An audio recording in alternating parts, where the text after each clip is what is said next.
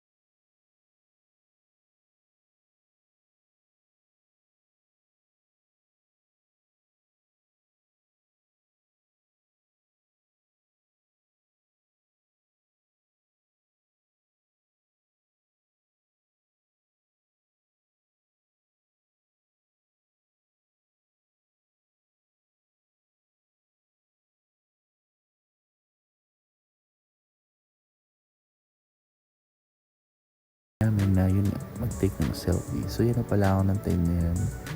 So kunyari lang tayo nag-aayos ng buhok pero nagbo-vlog tayo ng time na yun. Hindi nila alam.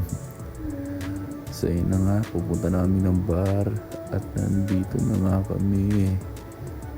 Magiinom kami kasama sila. So yan, kunyari na naman tayo mananalamin pero ano nga, nagpa-vlog lang tayo na ng mga time na yan. So yun na nga, inaantay ko na lang din akong malasing ng time na yan at ma-enjoy yung lugar dito.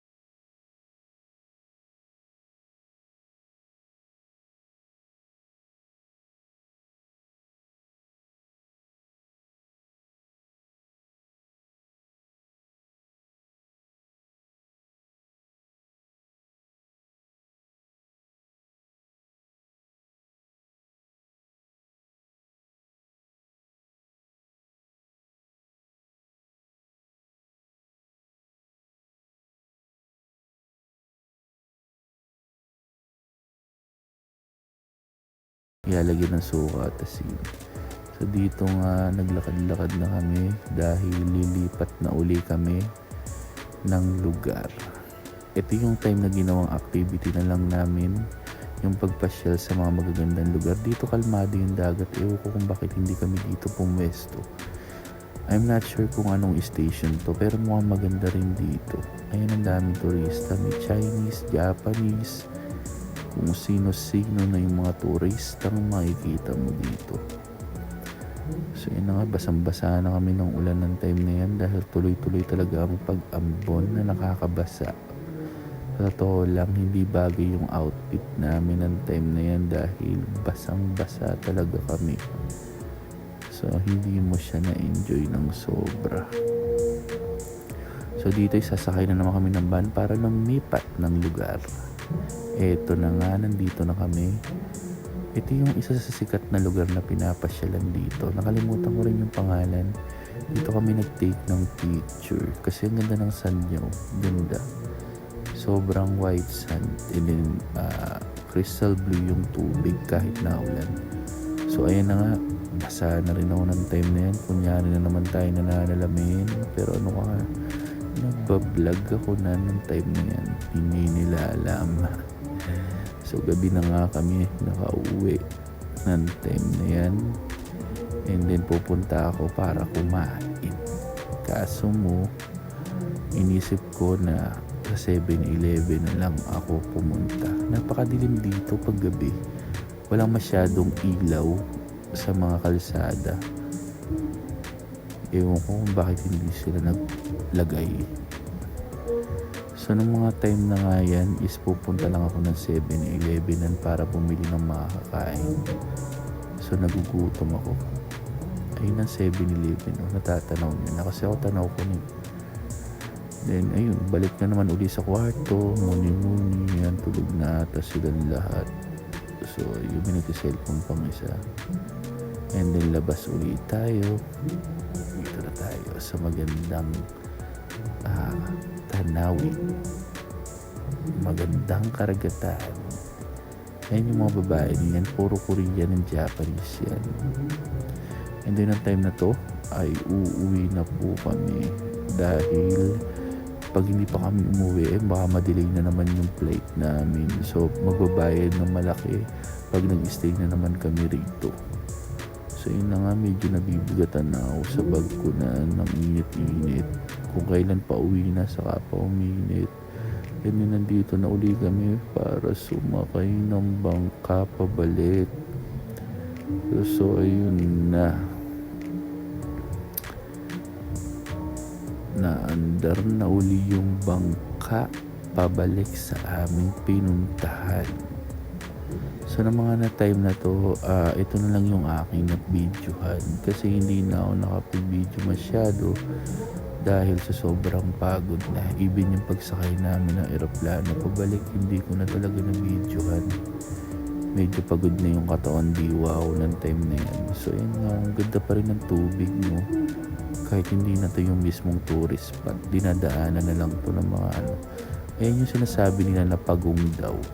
Yung Turtle Island ba kung tawagin. Yun yung sabi ng aming tourist guide. So maganda daw dyan. Pwede daw dyan mag-stay yan sa lugar na yan. So yun yung lakas ng tubig dyan. Lakas ng talsik ng tubig sa akin dyan. Nahirapan ako mag-video ng mga time na yan. Pero napakaganda talaga. Sobra. Siguro kung summer kami nagpunta rito, talagang may enjoy namin yung moment dito sa Boracay. Kaso mo, tagbagyuhan kasi natapat yung pagpunta namin dito. So ayun na nga, kunyari na naman tayong mananalamin ayan, sa ating sarili. Pero ano ka, nagbablog lang yan. Hindi nila alam. So salamin. So ayun na nga, nandito na ang aking panghuling video kung saan nagpunta kami ng mangrove. And then nakikita nyo naman sa mga reels sa Facebook kung paano nila videohan pag ikaw ay pauwi na ng Boracay. Ay, pauwi pala, galing Boracay. So yun na, magkakasama kami. Hindi pa totally lahat yan kasi medyo madami kami. Parang nasa 30 plus. So yun nga lang, konti lang yung kasya dyan. So nagtyagaan na lang din yung iba na mag-2takes. So ayan, ganyan yung diskarte ng mga nagbibideo dyan. Para ka talagang naka-drone. So ayun, bye-bye na. Dito na lang, bye.